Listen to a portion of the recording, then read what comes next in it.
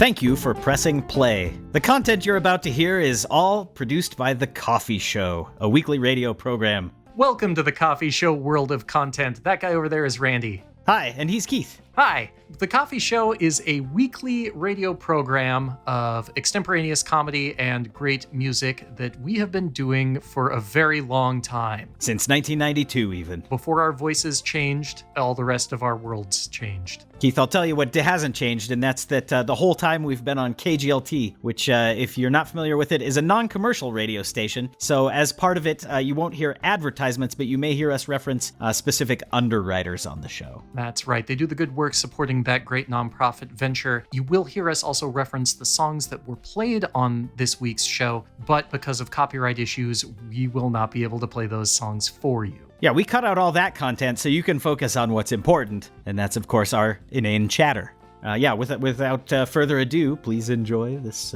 week's content, this week's issuance, these utterances. Enjoy this week's extemporaneous offering. Please don't listen at 1.5.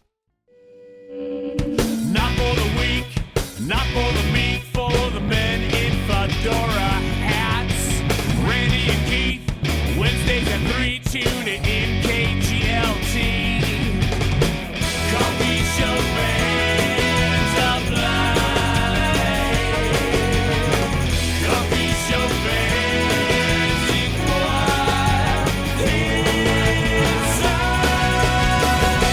Good afternoon, ladies and gentlemen, and all of our friends beyond the gender binary. It is sometime in the 3 o'clock hour here on KGLT, KGLZ, and KGLT.net, which means it is time for The Coffee Show with me and my erstwhile companion, Randy. Hi, Randy. Hi, that's me. Yeah. I'm Randy. You're very erstwhile as well, whatever that means.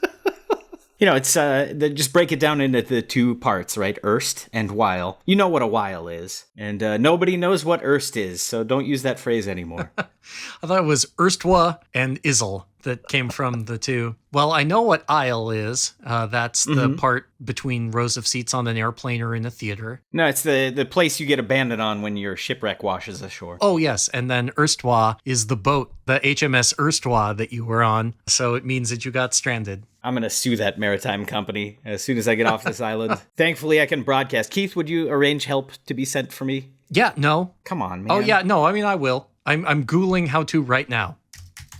It's a really good thing that you landed on that desert isle where the indigenous folks are great radio engineers. Build you that transmission tower and build you a microphone. There's amazing internet here, too. I guess I could have Googled how to get off a deserted island. It's just excellent reception. It's not so much a deserted island at that point. I mean, if there's people and advanced technology and the internet, I feel like it's more of a... I mean, it's not advanced technology. I mean, I made it all out of routers, out of coconuts. I've made my own internet. It's a lot of coconuts linked up through wires, like into a battery. I don't have any keyboards. I just do the Monty Python horse clapping together of two coconut halves in order to send a signal. Yeah, I got your telegram, and I just want you to know I can't read Morse code, so I don't know what it means. Dang it, I don't know any Morse code. That's why it doesn't make any sense. Well, Randy, man. I think Keith, when I get back, there's one thing you got to do for me, and that, of course, is to take me to Program Underwriter Whistle Pig Korean. Fresh, authentic Korean food with vegetarian, vegan, and gluten-free options for takeout. I believe in ancient Rome, the Vegetarium is where they would take people who don't eat meat. You know, there was the one Colosseum where, people fought lions, and that was very unfriendly to mammals and critters. Yeah. And the Vegetarium was where people fought various large root vegetables. Yeah, pieces of celery. Yeah, tubers and asparagus stuff. spears. Someone would kind of give a thumbs down and they'd snap a carrot in half, and the crowd of vegetarians would cheer. I believe it was Paul Newman in his Caesar dressing outfit. Yes, I believe he was Emperor Vegas the Self-Righteous. Et tu, radish? Of course, if you are vegan or vegetarian, ethically or for other reasons, health-wise, of course, we completely respect that. We were just making a silly joke about vegans and their barbarous treatment of vegetables in the ancient Roman Colosseum. Yeah, and when the crowd was displeased, they would throw slabs of meat down into the They would. the Colosseum. Dump blood right onto the gladiators. Well, they had the chariot races. These were the chariot races where they would race with horses in front, but they all had a little stick with a carrot in front. The horses would chase the carrot to get there faster. It was so would the vegans. Yes. Sometimes the vegans would win the race. Good Day by the Serotones. And before that, you heard the Eels with Jungle Telegraph, and the Fratellis with 6 Days in June began that bank of songs. Normally, if I can hear the eels, it's already too late for me. You're allergic, right? I'm allergic to eels. I'm allergic to the thought of eels getting on me. Crawling up inside you, finding an entrance where they can, as the Mighty Boosh sang in the song. Keith, normally I don't have to worry about eels because they remain under the sea in Neptune's kingdom, and that's why I'm often going to go share a brew with my good friend Neptune at Neptune's Brewery. I think it might just be legend, but I have heard that if you raise a glass at Neptune's Brewery, you become friend to eels, and they will not harass you when you are on the open seas. And if you get in good, you can be a part of unleashing the Kraken, which I hear is fun. Oh, that would be cool. It's a lot less fun to releash the Kraken once he's gotten loose. Yeah. I'm afraid our Kraken Park requires leashes. It is not a free play Kraken Park. You got to take him out, though. It's not fair to keep him cooped up in the apartment all day. In the apartment, in the ocean all day. Yeah. People just don't think about this when they're getting aquatic-based pets. If you're living in an apartment or, a small condo, yeah, you want to think about a goldfish, a tank of some guppies, maybe some like a betta by itself. Yeah, single betta fish. Single betta, do not get multiple. Yeah. Kraken, they need a lot of room to run around. They need to rampage. They've got that bloodlust that needs to be sated. There's just a lot of stuff going on. You got to sacrifice a lot of maidens to the Kraken to keep it from attacking your coastal village. Yeah. A lot of people don't think about that when they move into a condo, that they're not going to be able to keep a coastal village inside their condo. It's totally against the rules of the HOA. If you look into it, no coastal villages within the property, subject to a $50 per day fine. Wow. HOAs are monstrous, even more monstrous than a Kraken. Kraken are just so darn cute. I couldn't blame you for trying. They're worth it. They're worth it. They're worth the trouble. Just do what I do, and that is don't have any pets of your own and just look at cute videos of them on the internet. Kraken's basically just an early kaiju. It just was looking for other giant monsters to battle. I'd love to meet a big radioactive lizard. No, Godzilla's not radioactive. He was just woken up by the atomic bomb from below the ocean where he and the other Godzillas live. Some of the other monsters, I believe, were created by the possibly in the legend. The Toho legend. The Toho legends. Well, all I know is you will have to consult this very sweet Destroy All Monsters tattoo I have across my back that I got at program underwriter Bozeman's Tattoo Alley. They even left Godzuki off at my request. I was going to say, I thought you'd planned originally to have the centerpiece of the back of your tattoo being just purely Godzuki. Nah, you don't know me well enough. You went full extended Mothra wings across your back. Mothra and the two tiny ladies, and then and then King Ghidorah and Mecha Godzilla. Those are my favorites. Yeah. How about you? Do you have a favorite kaiju? My favorite kaiju is the robot from the Intergalactic video by the Beastie Boys. A very clearly cardboard robot. That's pretty cool. Good choice. Thank you. Oh, coffee show. Don't let the comedy drop.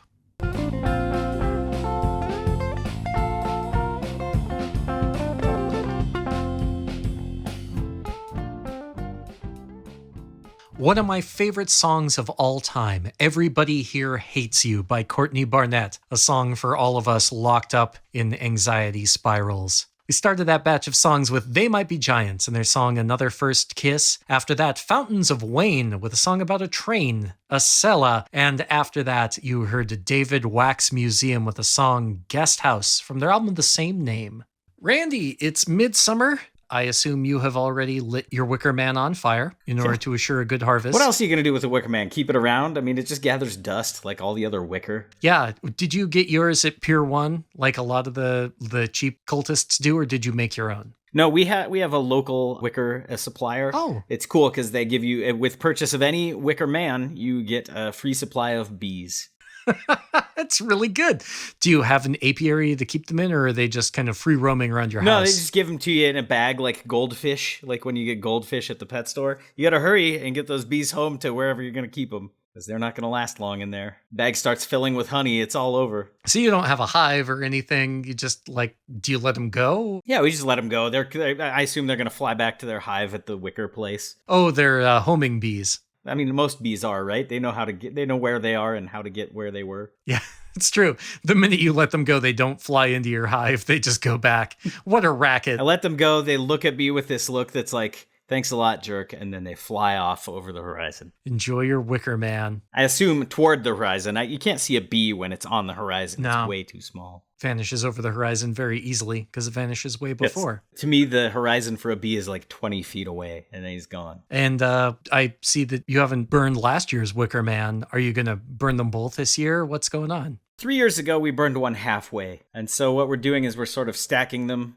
like totemic style stacking, but then we're going to put a giant trench coat over them. And so we can have like a surprise burning of 3 Wicker Men at once, and people will only suspect it's one Wicker Man. 3 Wicker Men in a trench coat? Yeah. Well, it's a wicker trench coat, just to avoid further confusion. Otherwise, it'd get suspicious. Be like, what is this, a regular trench coat over a bunch of wicker men? I'm not buying it. Wicker trench coat looks a little more natural. You kind of believe it. You buy into the fact that it's supposed to be there. Thank goodness you put it on them, because it would be very itchy to wear in your regular life. I don't even have a trench. That's what makes it even weirder. But is trench coat from like World War I? In trench warfare? I would assume so. I think that's probably the origin. So like trench coat and trench foot, one good, one bad. Yes. I mean, the trench coat is good. Needing it is bad. Yeah. Like you want better weather than requires a trench coat. Yeah, otherwise you get the trench foot. And did they have other like things? Trench knee? Trench mouth. That's a different thing, but yeah, you don't want that either. Wow, trenches are mostly bad. Stay out of trenches, kids. Yeah. We want solid, undisturbed ground that's flat. You don't want to have trenches or berms. You don't want berms either. Yeah, dig a hole, but don't let it become a trench, whatever you do. Holy smokes. That's why I like to visit program underwriter Ghost Town Coffee Roasters. They're just on level ground. Smart move. I wonder if they're available at that Wicker Man place, the place I buy all my Wicker Man and Wicker Man accessories. If it's clothing for a Wicker Man, is it some type of wicker haberdashery? It must be. We're getting a wicker lady next year just to equal things out a little bit, make it fair. It's about time, really. Gender equality in needing to do your human sacrifice. And where are you obtaining your human sacrifices to burn inside your Wicker's man? Keith, we feel that the time has come to evolve past that need. It doesn't seem like we've been keeping records and it hasn't affected our crop production. I think the thing that's most affected our crop production is that we're relocating these bees all the time in plastic bags, and that is really dramatically affecting the pollination factor. They're very confused. I think at this point they're not pollinating my crops out of spite. Scientifically, the thing from the remake of the Wicker Man is correct. Burning a Wicker Man will bring back your damn bees because the smoke will make them sleepy and they won't fly away. So if you make them logy from the smoke from the Wicker Man, they can't get as far on the relocation. Well, and then the ashes from the Wicker Man that has burned fertilizes the ground, and the crops are going to grow better there because of the ash. There you go. Get your Wicker's Man in a trench coat going right now. Happy midsummer, Keith.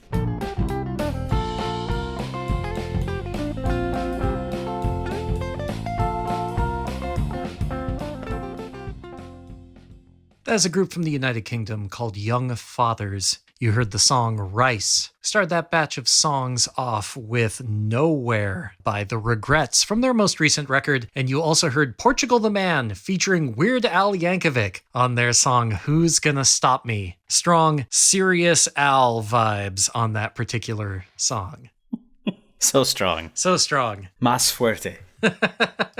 Keith, I know we're getting close to the end of the show here, and we still have a little bit of business to tend to, but Keith, coming out soon is the movie Oppenheimer. Of course. In theaters. Yeah, this weekend. And I assume you're going to go and you're going to dress up as your favorite Oppenheimer character? Yes. Who are you going as this year? Well, as you know, in the past, I've often dressed up as Enrico Fermi, but I think this year I am planning to dress as Richard Feynman. Oh, it's a good choice. Thank you. That's a good choice. I'm going a little outside the box, and I'm dressing up as Death, the Destroyer of Worlds. So it should be fun. Should be. Hope people get it, I recently fell into a very long podcast about the Manhattan Project. Ooh. And because of the Oppenheimer movie. And just to be clear, this is not about the mixed drink, the Manhattan. No. And how that came together. This is about the atomic bomb project. And the project was named after the first place where they worked. So the very first office when the U.S. government was trying to develop an atomic bomb was in Manhattan, New York, and then very quickly moved offsite to... At any rate, they had to relocate after the Muppets took Manhattan. They did. After the Muppets and then Jason took Manhattan. Yes, yeah. Frankly, historically, there are no favorite characters of mine in the Oppenheimer movie. Well, I hope it turns out good, and I hope people enjoy the big explosion in the movie. Spoiler. I hope everyone enjoys seeing Cillian Murphy be rail thin and sadly poetic. He is rail thin. Yeah. I think he's, I don't think it's for the movie. I think he's just a rail thin fellow to begin with. Probably. Darn near skeletal. The boy could benefit from a good visit to program underwriter Columbo's Pizza and Pasta. I've got an order for Cillian. If anybody needed to eat a baked ziti or two, it is Cillian Murphy. He would enjoy it as I do. Randy, I know everyone in the world online is talking about the double feature of going to see Oppenheimer and the Barbie movie. Right. What would you think is the optimal order in which to watch these two cinematic events? Barring anything else, I'd say alphabetical, or depending on which where the theater is showing it, whichever one is closest is the first one you go to. Oh. Just to avoid any favoritism. I see. You wanted to keep it random. See, I was very much thinking of I would go see the Barbie movie to get into a good mood. Uh-huh. Then during the intermission between the movies, I would go and drink heavily so that I was ready for the Oppenheimer movie. Regardless of what else happens in the Barbie movie, and I haven't seen it because it's not out yet. Yeah. So this is my prediction. I'm not basing this off of anything. Okay. If it doesn't include at least one Barbie that has had all of her hair cut off and her face is drawn on with a magic marker, if it doesn't include at least one character that represents that Barbie, that movie has failed. I kind of think that is Kate McKinnon? Yeah. I think that You think she's the messed up Barbie? well, she has this crazy affect, and because she's the one who knows about the real world. I don't know if she has been the kid from Toy Story. I don't know if she's been Sid from Toy Story or what exactly her character arc is, but it could very well be that. Maybe she was at the Trinity testing with the atomic bomb. I'm not entirely sure. That could be it. She went and saw both movies. Don't do it, Keith. It's a warning. Well, I, on the other hand, will continue my long-standing thing of not going to see any movie Christopher Nolan has made in the theater because I want the inferior experience of seeing it at home because he only makes movies to be seen in the theater and he's a jerk about it. I love his movies. The audio mix on his films is designed to be heard one way and one way only, and it's terrible every other way. It breaks my heart. That guy can take a long walk off the short pier outside my Malibu dream house, and I will, of course, continue my tradition of going to see any movie that Greta Gerwig has made because she rules. The thing those movies have in common, it's Jeeps. Yeah. And also, a Skipper is in both of them for some reason. Skipper is there at the atomic test. Also, Joseph Oppenheimer's dream car. They each have a dream car. They're just different cars. Dreamhouse has an elevator. The bomb, they have to lift up on an elevator. It's true. Barbie has had all the other jobs. Why not? Nuclear physicist? Nuclear engineer, yeah, who works on the bomb. Yeah, she'd be wearing a pink lab coat. The black goggles. Holding a pink... They could be pink goggles. That would work. That's just fine. Pink board. In this long podcast, I learned the Curie family has more Nobel Prizes than any other family in the world. My family doesn't have any. Mine either. Yeah. Until they make a Nobel Prize for belt buckle collections or ability to say beer in different languages. Mine's never going to win one. I think that award would be a Nobel Prize in the shape of a belt buckle that you can attach to your belt. It's got Alfred Nobel's head right on your belt buckle. Yeah, I don't like it as much as my rodeo third place belt buckle that I got for bronc riding, but this Nobel belt buckle's okay too. On the back, it just says, for buckling. Oh, folks, thank you for being with us on The Coffee Show this week. We had so much fun playing music and hanging out. It is a pleasure and privilege as always. If you like The Coffee Show, you can check out The Coffee Show World of Content wherever you find podcasts and on YouTube and maybe other places if other countries have started pirating us. Ooh, I'm excited for that time. Cannot wait. I'm excited for the knockoffs. Oh, yeah. It's The Carafe Show with Seth and the Ding Dong. I don't know what their names are going to be. This is purely The speculative. Covfefe Show with Kieth, Kieth, and Rando. I'm already gonna steal ideas back from them. It's already an improvement. If you find that knockoff t-shirt somewhere in the market, please send it to us. Until then, YouTube, Coffee Show, World of Content. That's right. We'll be back next week with more music and fun when I say that he's Randy. And he's Keith. Snappy catchphrase.